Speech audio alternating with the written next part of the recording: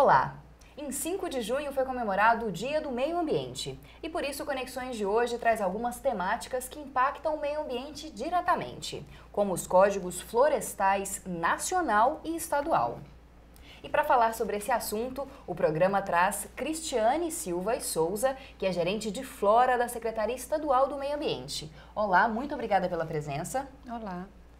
Bom, e também contamos com a presença de Luiz Zarref, que é militante do MST e também doutorando em Geografia no Instituto de Estudos Socioambientais da UFG. Muito obrigada pela presença também.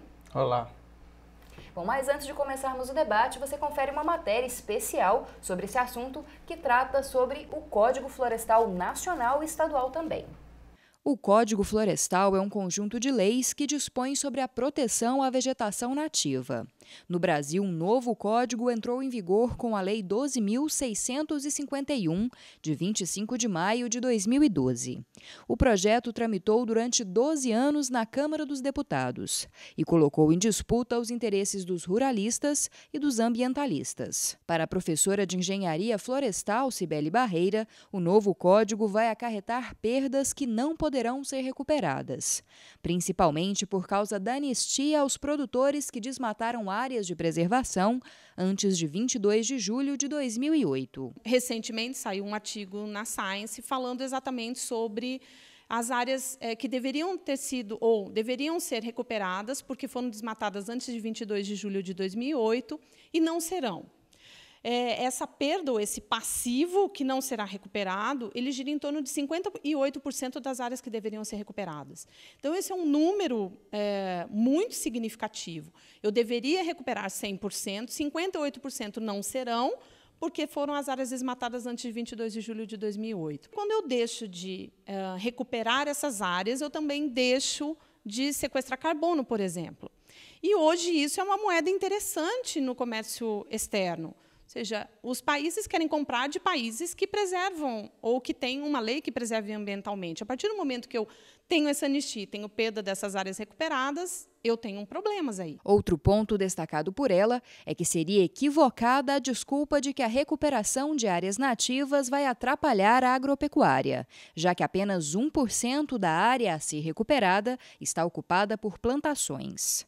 Já a posição da Federação de Agricultura e Pecuária de Goiás a respeito do Código Florestal Brasileiro é bem diferente. O novo código ele traz justamente isso, são medidas e os valores que vão manter a preservação do meio ambiente e não inviabiliza a produção. Hoje a gente não fala em expansão de novas áreas, tanto que o último dado, o último censo do IBGE, ele mostra que as propriedades do estado de Goiás têm uma média de 34% preservado, ou seja, além dos 20% da reserva legal e uma média de 14% de APP por propriedade. Assim como no âmbito federal, o estado de Goiás aprovou uma nova legislação ambiental.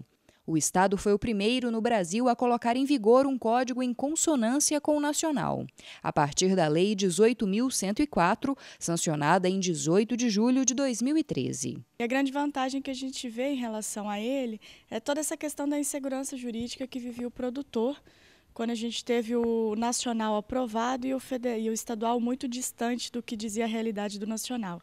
Hoje o produtor, com a regulamentação já do CAR, que aconteceu na semana passada, o produtor está protegido perante o que a legislação prevê. O que isso quer dizer? Hoje a pessoa que está inscrita no CAR, ela já emite um recibo que diz que ela já declarou toda a questão ambiental dela. Isso, se ela não tem nenhum passivo ambiental, o recibo já é direto, ele já está regularizado. Se existe algum passivo ambiental que essa pessoa precisa estar se adaptando, ela já vai também aderir ao PRA, que é o Programa de Regularização Ambiental. Com esse programa, são estipulados os prazos e as metas para que essa regularização seja concluída. Então, com isso, é uma ferramenta que o produtor tem para quando qualquer agente de fiscalização ou o próprio batalhão for na propriedade dele, é um recibo que ele pode comprovar que ele já está com as suas informações declaradas. Na análise da professora de Engenharia Ambiental, o Código Florestal Estadual é apenas uma réplica do nacional. E um dos únicos pontos positivos nos dois é a obrigatoriedade do Cadastro Ambiental Rural e do Programa de Regularização Ambiental. A gente vem desde 2012 numa situação de ter que regulamentar, por exemplo, o CAR. E ele veio regulamentado por um decreto agora no dia 5 de maio. Então, a gente já teve o primeiro avanço, porque essa era a parte interessante do Código Federal. Outra questão interessante era o plano de regularização das propriedades rurais, que faz parte, inclusive o CAR faz parte desse plano de recuperação, e, dentro disso, o pagamento por serviços ambientais. Então, esse é a parte boa do Código Federal e que começa agora a caminhar. A gente vinha nessa expectativa de quando isso ia acontecer, então ele começa a acontecer a partir de agora. Bom, então, para começar, Cristiane, você, representante de um órgão estadual de meio ambiente, gostaria que você fizesse uma avaliação desses 2 anos do Código Florestal Nacional, aprovado em 2012, e também de 1 ano do Código Florestal Estadual, que foi aprovado no ano passado. Como é que você avalia as consequências dessas 2 legislações para o meio ambiente? Bem, o Código Florestal Federal, o 12.651, publicado em maio de 2012, ele representou um retrocesso ao meio ambiente. Retrocesso esse, bem claro, nas injustiças ambientais. Uma delas é a recuperação da APP de forma diferenciada, de acordo com o tamanho do imóvel. A reserva legal para alguns proprietários em alguns imóveis, ela vai ser de forma diferenciada também. E até mesmo nós temos a questão das áreas consolidadas. Áreas essas que são aquelas degradadas anterior a 22 de julho de 2008. Todos que tiveram alguma degradação em seu imóvel anterior a essa data terão as multas anistiadas. Pensando dessa forma, contraria a Constituição, né, quando fala no artigo 225 da Constituição Federal, em que todos têm direito a um meio ambiente ecologicamente equilibrado. Que ambiente é esse em que a gente está acabando com nossos biomas? Mozart, você também concorda? Acho que é importante a gente situar, Camila e Cristiane, o Código Florestal em uma grande investida do agronegócio, ou seja, do capitalismo no campo, contra todas as legislações conquistadas pelo povo brasileiro. Então, junto com o Código Florestal, o agronegócio também quer destruir a legislação indígena, quer liberalizar a legislação sobre agrotóxico. Então, tem uma grande investida, de fato, do agronegócio. Então, concordo com a Cristiane quando ela diz que o Código Florestal aprovado recentemente é um grande retrocesso. E qual que é o principal objetivo na mudança desse código? A senadora Cátia Abreu sempre fala da segurança jurídica da propriedade privada no campo. A mudança do código foi justamente o contrário, causar um estado de insegurança jurídica. Por quê? Pela Constituição é muito claro que o meio ambiente você não pode retroagir. Você não pode, porque senão a pessoa faz um mal ao meio ambiente e vai apostar que logo na sequência ela vai ser anistiada. Com a mudança do código e as novas datas, como 2008, por exemplo, você causa essa sensação de que sempre quem fez o errado vai ser beneficiado. Então, essa insegurança, o reflexo principal dela, por exemplo, foi o estouro do desmatamento. Em 2013, o desmatamento no Brasil aumentou em 28%. Por que isso? Porque agora os grandes proprietários se sentem autorizados. Não, eu vou desmatar porque daqui a 1 ano nós podemos mudar novamente o código. Então, acho que esse é o principal elemento que nós temos que ter em mente. O Código Florestal é uma derrota ambiental, social da sociedade brasileira em um período em que o agronegócio, dizendo que traz dólares para o país, está na realidade retomando o caráter colonial do Brasil, o caráter de produzir só soja, cana e milho, né? Isso ficou claro, né, no momento em que anistiou esses que degradaram anterior a 2008, o código, tanto federal quanto estadual, eles simplesmente beneficiaram aqueles que degradaram. Quem preservou está sendo punido, que hoje tem que manter. Aqueles que não preservaram pode usar toda a propriedade, seja na agricultura, pecuária ou outro fim. Tanto é que ultimamente tem se chamado inclusive de código para uso da terra, não é Código Florestal, porque o Código Florestal, é importante que a gente saiba disso, o Código Florestal é uma conquista fundamental. Por quê? Porque o Código Florestal diz, pode ter propriedade privada no Brasil, mas toda propriedade privada tem que reservar uma parte dela do manejo sustentável, da reserva legal, da APP, da área de preservação permanente. Então o interesse da sociedade está acima dos interesses individuais. A tentativa da bancada ruralista do agronegócio é justamente cada vez fragilizar mais esses institutos. Cristiane, e já foi possível constatar que muitos proprietários desmataram antes de 2008 e agora vão estar abonados, não vão receber multas, não vão receber punição, não vão ter que refazer essa mata? No estado de Goiás, nós temos em torno de 150 mil propriedades.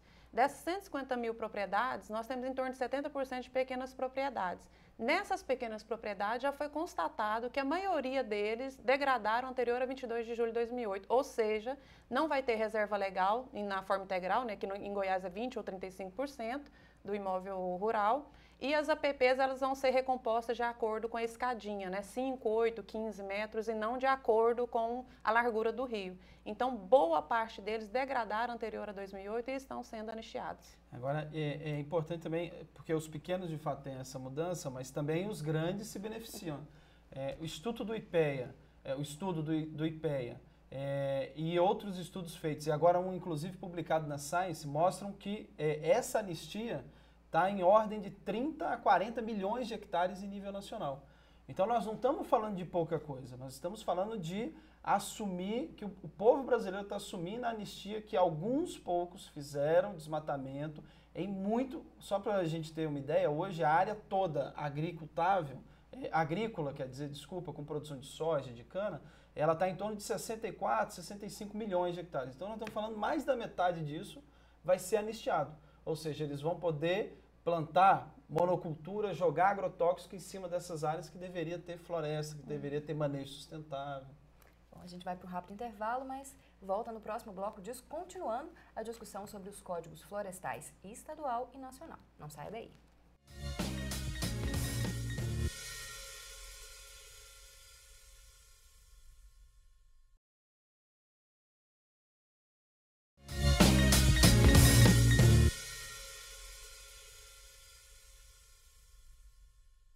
Voltamos com Conexões de hoje, que é em homenagem ao Dia do Meio Ambiente, comemorado em 5 de junho. Mas apesar de ser em homenagem, a gente está discutindo a degradação do meio ambiente e também as novas legislações que regem esse setor. Para falar sobre isso, nós trouxemos ao estúdio hoje a Cristiane Silva e Souza, que é gerente de Flora da Secretaria Estadual do Meio Ambiente, e também Luísa Reff, que é militante do MST, Movimento Sem Terra, e também doutorando em Geografia aqui na UFG. Bom, para continuar a nossa discussão do primeiro bloco, em relação a Goiás ter sido um dos primeiros estados, acredito que o primeiro estado a colocar a sua legislação em consonância com a legislação federal. Criar um novo código, alterar o seu código antigo para ficar em conformidade com essa nova legislação federal. Isso também mostra que Goiás é um estado que tem uma força também do agronegócio, da agropecuária, que conseguiu também fazer com que esse processo andasse mais rápido. Nós temos que lembrar que esse processo de mudança do código começou, na realidade, uma mudança do Código Ambiental em Santa Catarina, 3 anos antes do Código Florestal Nacional ser modificado. Então, aquele código já dava mais ou menos as linhas do que seria, que é basicamente a anistia. O fato de Goiás ser o primeiro a regulamentar um código estadual, a criar um código estadual depois do nacional, tem tudo a ver com isso que você colocou, Camila, que é a força do agronegócio. Isso a gente pode ver com um elemento fundamental do Código Florestal aqui de Goiás, que é legitimar a mercantilização da natureza. O que é isso? As áreas que precisariam ser recuperadas, agora elas podem ser negociadas, por exemplo, numa bolsa de valores. Você muda o que é direito da sociedade, de uma natureza, o que é direito ambiental, inclusive, né, os ecossistemas, e agora muda eles para um campo econômico. Então, o latifundiário, que está em Cristalina, tem 1.000 hectares, ele teria que ter 200 hectares de reserva legal. Ele não tem esses 200 hectares, ele pode ir na Bolsa Verde do Rio de Janeiro, comprar 200 hectares que estejam em qualquer outro lugar de cerrado do Goiás e dizer que ele está legal. Isso é bom para o povo de Cristalina? Isso é bom para o povo de Goiás? Não é, porque você compromete o cerrado daquela região, você compromete os recursos hídricos, você compromete a fauna, a flora, enfim, você tem todo um problema que, na realidade, tem um cunho econômico. Onde as terras são caras, vai ter área preservada? Vai ter reserva legal? Não vai.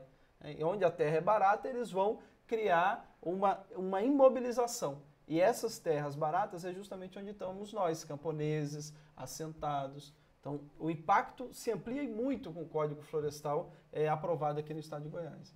E essa questão desse mercado, o agropecuarista, quem fizer esse desmatamento, pode comprar uma área que já esteja como reserva legal de uma outra propriedade?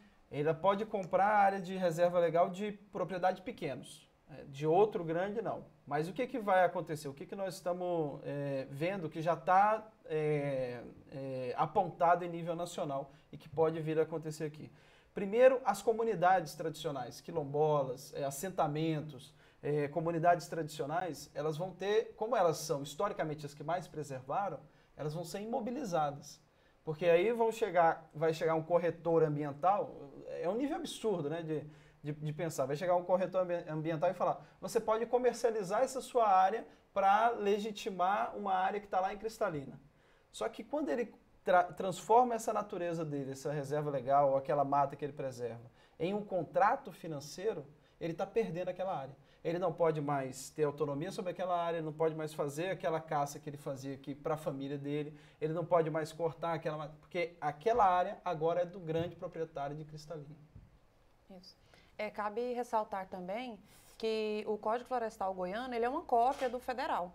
Ele inovou apenas na nascente, em que ele colocou 5 metros a mais para recomposição. O resto é uma cópia. Então, assim, ele, além de não inovar, ele permitiu essa extra propriedade que aqui em Goiás é comprar uma outra área para representar a falta da reserva legal no imóvel. Lembrando que para uma propriedade em que degradou toda a sua área, ela vai ser beneficiada comprando em outra área em que o outro vai preservar por ele, através das cotas de reservas ambientais. Então, ele pode comprar em qualquer lugar do Brasil essa cota no mesmo bioma. Em que isso vai proteger a biodiversidade do estado de Goiás? E qual foi o papel da Secretaria Estadual de Meio Ambiente na aprovação do Código Estadual? Houve discussão? Foi possível tentar mudar essa realidade que estava traçada? Nós fizemos algumas audiências públicas, nós tivemos também alguns encontros na Assembleia, tivemos encontro com pessoas aqui da UFG, representantes como Manuel, a Cibele, porém, assim, já estava engendrado o Código Federal e foi uma cópia, porque aqui também a bancada ruralista tinha muita força. Não tem muita força. Então não teve muito o que fazer, porque tudo era muito democrático, foi por votos e a bancada era formada pela maioria de ruralistas, então não teve muito o que fazer. Nós tentamos, quando eu falo nós, os técnicos estavam vivendo aquela realidade, vendo que as APPs estavam indo embora, que as reservas legais também. No momento em que nós notamos que aquilo ia se efetivar, nós fizemos manifestações, fomos para a porta da Assembleia, mas já era tarde. Ele virou uma cópia do federal. Luiz, poderia-se pensar numa bancada forte também que apoiasse o meio ambiente? Seria possível construir uma bancada para fazer frente a essas questões políticas mesmo que giram nesse ambiente político? Não, no atual sistema político não, Camila. É por isso que o MST faz parte, junto com várias outras organizações, de agora de uma campanha pela Constituinte soberana e exclusiva para um novo sistema político nacional. Hoje você tem os poucos latifundiários do Brasil, tem uma bancada ruralista gigantesca e os milhões de camponeses e os milhões de preocupados com a questão ambiental tem 10, 15 deputados federais, enquanto a bancada ruralista tem 250. Então é evidente que quem manda hoje na legislação brasileira é o poder econômico. Então só se nós fizermos uma reforma política que tire o poder econômico do sistema político, que coloque os interesses da nação, do município, o interesse do Estado no sistema político, os interesses dos setores do sistema político, é que nós vamos conseguir isso. No atual sistema político não adianta. Porque para você ter, por exemplo, um deputado federal em Goiás hoje, no mínimo você gasta 5, 6 milhões de reais. E, Luiz, quem é que pode ser? Isso fica clara a fragilidade do nosso Código Goiano, quando foi criado no artigo 73 um fórum para poder mudar esse código. Então, existem discussões, elas são de 2 em 2 meses, em que um grupo discute a melhoria do Código Florestal Goiano. Então, ele se tornou frágil no momento que permitiu também a sua mudança, e essa mudança ela é contínua. Então, pode ser alterado. Ele está sendo alterado, alguns artigos eles já foram alterados, já foi aprovado em Assembleia. Então, isso vai ser passado para a sociedade e é discutido na Assembleia Legislativa. Só que, sim, o tempo inteiro nós vamos ter essas mudanças, mas nós já estamos aprovando processos, nós estamos aprovando cadastros de acordo com a legislação atual. E depois, quando mudar? E aí? E quem faz parte desse fórum? O fórum ele é composto pela UFG, pela SEMAR, pela AMA, pela FAEG, FIEG. Então, são vários órgãos representantes em que cada órgão tem uma pessoa que pode votar. Tá? Só para concluir a questão da reforma, Camila, acho que é importante aproveitar esse espaço para dizer isso. Haverá um plebiscito de 1º a 7 de setembro, plebiscito nacional, conclamando a população a votar pela mudança do sistema político. Acho que isso é importante porque nós estamos falando de questão ambiental, mas tem questão agrária, tem questão indígena, tem questão urbana, tem todas essas questões que demandam um novo sistema político. Bom, Cristiane, você falou dessa questão do cadastro. A gente está passando agora, no último mês, todo o processo de regulamentação, né? O CAR, que é esse cadastro, né? E também a questão da regulamentação das áreas. Queria que você explicasse um pouquinho como é que isso funciona, como é que ocorre. Camila, primeiramente nós vamos separar o CAR do PRA, ou seja, do Cadastro Ambiental Rural, do Programa de Regularização Ambiental. No dia 5 de maio, foi publicado o Decreto 8.235 pelo Ministério do Meio Ambiente, em que ele simplesmente, nesse decreto, jogou para os estados o Programa de Regularização Ambiental. Ele colocou ali as normativas, porém, não informou como fazer. No dia 6 de maio, foi publicada as diretrizes para como deve ser feito o cadastro ambiental rural e foi liberado o sistema. O CAR é um sistema eletrônico público em que todo imóvel rural, seja ele de proprietário ou posseiro, deve ser, fazer a inscrição. Então, no dia 6 foi liberado.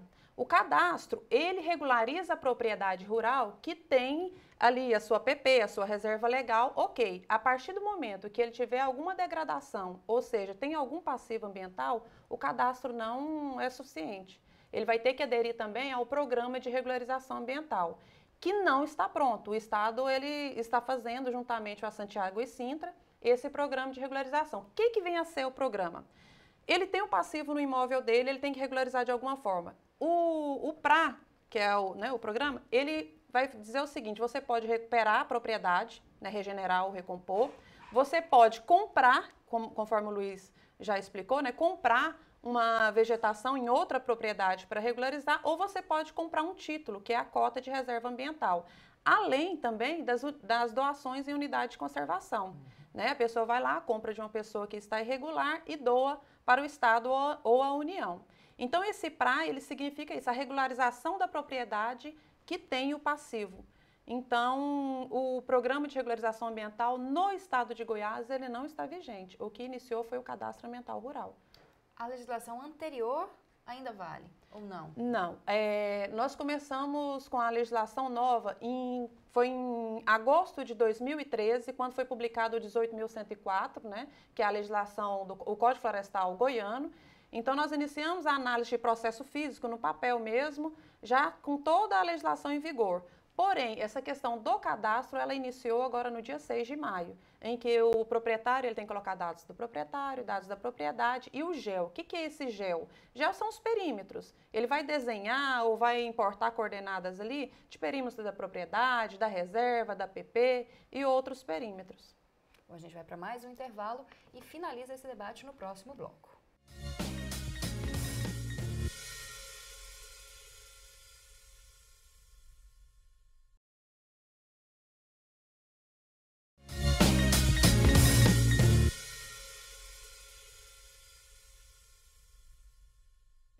Bom, esse é o último bloco do Conexões, que hoje está debatendo o meio ambiente, a preservação dele e também a nova legislação que rege o setor. Para falar sobre isso, nós estamos com Cristiane Silva e Souza, gerente de Flora da SEMAR, e também Luiz Arref, que é militante do MST e doutorando em Geografia aqui na UFG. Bom, Luiz, a gente falou um pouco no bloco passado, no final do bloco passado, com a Cristiane, sobre o CAR e também sobre o Programa de Regulamentação Ambiental, o PRA. Como você avalia essas duas formas de regulamentação, de cadastro, e de que forma que isso impacta os assentados, os pequenos proprietários, as pessoas que produzem ali de forma familiar, de forma pequena? Eu tenho dito já, acompanho o debate do Código Florestal há bastante tempo, mas eu sempre tenho dito que o Código Florestal é um debate não só ambiental como agrário. E no CAR a gente vê isso muito claramente. O Brasil não resolveu a sua questão agrária. né? Não fez reforma agrária, criou alguns assentamentos, mas não fez reforma agrária e não regularizou as terras. Então tem muita terra grilada, tem muita terra que tem os poceiros, os pequenos que estão lá dentro e que os grandes estão, ou os grandes mesmo estão há bastante tempo. Aí imaginemos, o CAR não tem nenhuma exigência de comprovação de que aquela terra é daquela pessoa que está falando. Quem é que vai ter acesso a essas informações do CAR? São os grandes. Porque até chegar lá no interior, nos pequenos, o CAR, o que é o CAR, já vai demorar. Então os grandes vão lá, vão chegar na frente do computador e vão simplesmente desenhar. Não é nem obrigado que tenha um shape, né? Que é uma estrutura com base no georreferenciamento. Então ele não tem nem que colocar isso, ele só chega lá no computador e desenha, essa é minha área. E pronto, ele está dito lá que aquela é a área dele. Quando o pequeno for chegar, muitos pequenos vão estar incluídos dentro das áreas dos grandes e muitos pequenos vão ter dificuldade para entrar nesse negócio, né, no CAR. Então, um primeiro problema grande é que vai haver muita sobreposição de área. Os grandes vão dizer, essa área é minha. Como ele não tem que comprovar, a gente já sabe como é que funciona o sistema fundiário no Brasil. E os pequenos, os agricultores camponeses, eles vão ter grandes dificuldades de acessar isso. E o que a gente já tem visto? Se criou um número gigantesco de consultorias que vão cobrar dos agricultores camponeses para fazer isso. Para ir lá no computador, como não tem obrigação de ser engenheiro florestal, não tem obrigação de ser agrônomo, qualquer um pode criar uma consultoria, juntou 2, 3, cria uma consultoria, chega na comunidade e fala, eu vou fazer seu CAR. E aí o pequeno, o camponês, vai falar o quê? Então, o que historicamente o movimento camponês, os movimentos sociais camponeses defendeu é que o agricultor fizesse uma autodeclaração. Mas não é isso que vai acontecer. O que vai acontecer é, mais uma vez, os pequenos ficarem excluídos dessa política. E lembrando que só tem um ano para o cadastro ser feito no CAR. Isso. Em Goiás, 150 mil propriedades devem ser inscritas em um ano. Lá fala em prorrogação por mais um ano, então já contemos com 2 anos. E não vai haver nenhum processo de avaliação dessas terras, se elas são reais, se não há sobreposição, como o Luiz falou, não vai haver nenhum processo posterior a esse cadastro? Não. No momento da análise, né, em que o técnico da secretaria, seja municipal ou estadual, que estiver fazendo essa análise, ele detectar a sobreposição, ele pode pedir a documentação, mas para a inscrição não é pedido nenhuma documentação, não é pedido nada. O problema é que aí tem uma questão de ordem, né? Quem é que vai primeiro? É isso mesmo que eu falei, quem é que vai primeiro? Então, quando o agricultor camponês conseguir chegar lá, já vai estar todo o Goiás já mapeado pelos grandes, né? Então, esse é o grande problema. E no PRA, Camila e Cristiane, é importante, o que a Cristiane colocou é exatamente o que está sendo pensado para o PRA. Então, quando a gente fala de regularização ambiental, quando o movimento camponês falava disso, estava falando o quê? Tem que se criar uma política florestal, tem que se criar uma política agroecológica para mudar, para que a gente entre numa nova situação com o meio ambiente. Senão, vai continuar regularizando o mal feito. Não, o Estado brasileiro tem que assumir o papel de estimular novas práticas. Então, de manejo sustentável, de agroecologia, de acabar com o agrotóxico. Mas não é esse o caminho que o PRA vai. O PRA vai para beneficiar aquele que desmatou. Quais são as consequências disso, Cristiane? A longo prazo, essa questão do desmatamento, do uso indiscriminado de agrotóxicos, o que isso vai trazer para a população brasileira, até mesmo para a agricultura? Já foi comprovado que a falta da vegetação muda os microclimas, né? Tem a mudança dos microclimas, afetando até, vamos falar, aí a nível mundial. Nós temos a questão da extinção de fauna e flora, nós temos espécies agora que nós não encontramos mais, isso por conta dos corredores ecológicos que não existem mais, né? Que são aquelas áreas ligadas de APP com reserva. Além disso, nós temos também, vamos pensar local, o agricultor, no momento em que ele foi beneficiado em produzir até na beira do rio, nós vamos ter escassez de água. Nós vamos ter ali, hoje nós temos o produtor de água. O que é o produtor de água? É aquele produtor em que ele protege as suas nascentes, beneficiando assim vários outros produtores. Por que disso? Porque a APP hoje você pode degradar até 5 metros dela, né? A APP nas margens do rio. Então, assim, nós vamos ter aí a extinção de várias espécies, a escassez de água, as mudanças no clima, isso já foi comprovado. Então, é um impacto significativo. Isso, e não podemos dizer a longo prazo. Com relação à água, a gente já está sentindo. Veja em São Paulo, né, até mesmo aqui em Goiás, quando nós iniciamos que esse produtor de água já foi uma forma de recorrer né, a proteção das nascentes para poder não ter o mesmo problema que São Paulo está passando hoje. Você percebe isso também num grau talvez ampliado em relação aos pequenos proprietários, aos assentados, que às vezes têm menos recurso financeiro para conseguir fazer algum projeto de manejo? Como é que você percebe isso? Se a gente for imaginar, o sonho do agronegócio, dos ruralistas, é transformar a realidade brasileira. Então é criar onde a terra tem, onde está passando a ferrovia norte-sul, onde tem hidrovia, é transformar tudo isso em um grande deserto verde, onde o agrotóxico é jogado de avião. Então é criar de fato um estado de calamidade para as populações que vão viver ali. E para os pequenos, uma ausência completa de políticas para produção diferente. Agora o governo federal lançou o Plano Nacional de Agricultura Agroecológica, mas é muito pequeno, é uma coisa que não muda a realidade. Então, o novo Código Florestal, ele cria, primeiro, uma cultura da ilegalidade. Aquele agricultor pequeno que sempre conservou, sempre preservou, olha agora o grande que sempre desmatou sendo regularizado. E ele que sempre preservou sendo prejudicado. Então, essa é uma cultura da ilegalidade que afeta a moral, a ética no campo, né? E nós vamos ver, juntando isso com essa coisa que eu tinha falado, da mercantilização da natureza, uma reconfiguração terrível dos territórios ambientais, dos territórios agrários, tanto no Goiás quanto em nível nacional. Agora, o que nós lutamos é para que isso não se concretize. O MST e várias outras organizações têm feito a luta para conscientizar a população dos problemas dos agrotóxicos, desses problemas da mudança do Código Florestal, para que esse sonho de morte e destruição do agronegócio não se concretize. E que a proposta de um desenvolvimento justo, agroecológico, de interesse para a população brasileira, seja o caminho, de fato, que a gente siga. Mudando um pouquinho, a questão do agrotóxico. Até na última jornada universitária que a gente esteve cobrindo com vocês, a questão do agrotóxico foi muito colocada em pauta. Hoje é um estado, como você mesmo disse, de calamidade. Existe uma produção em larga escala com muito uso de agrotóxico no país?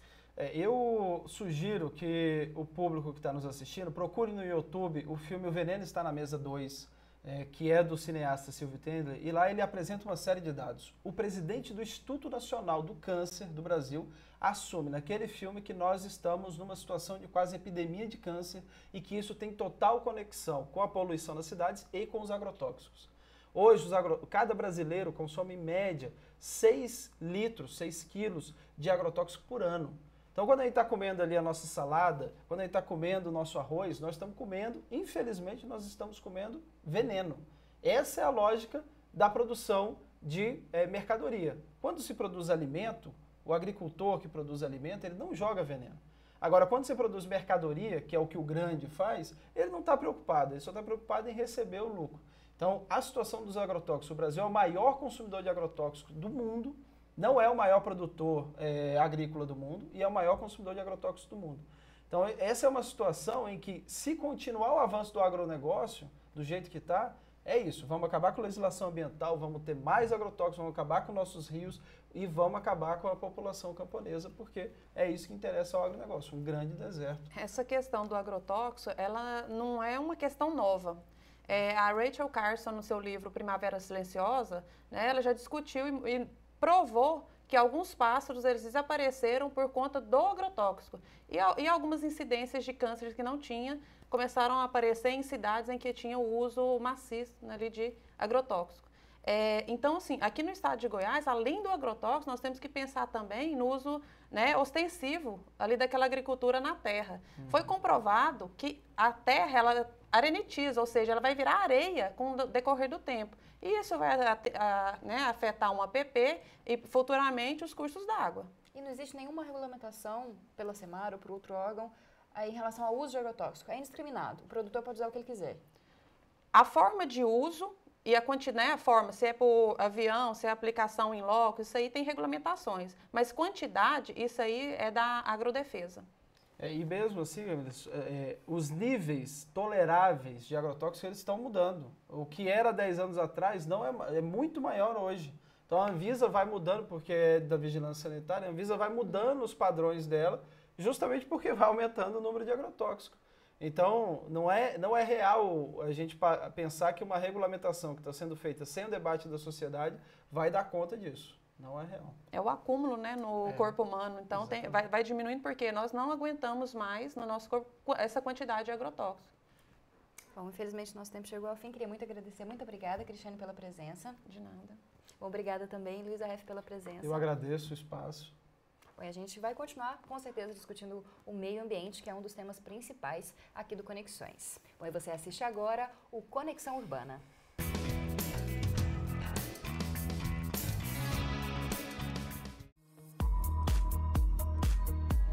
O Museu de Arte de Goiânia apresenta as exposições individuais Paisagem, Máscaras de se Ver e A Vida é Bélica.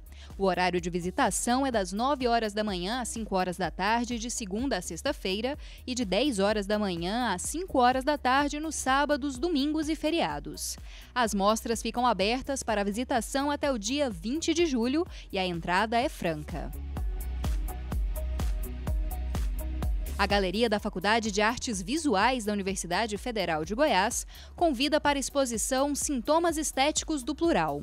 A exposição apresenta as pesquisas estéticas dos docentes da FAV e reúne obras de diversos artistas. A visitação pode ser feita das 9 horas da manhã ao meio-dia e da 1 às 5 da tarde. A galeria fica no campus Samambaia.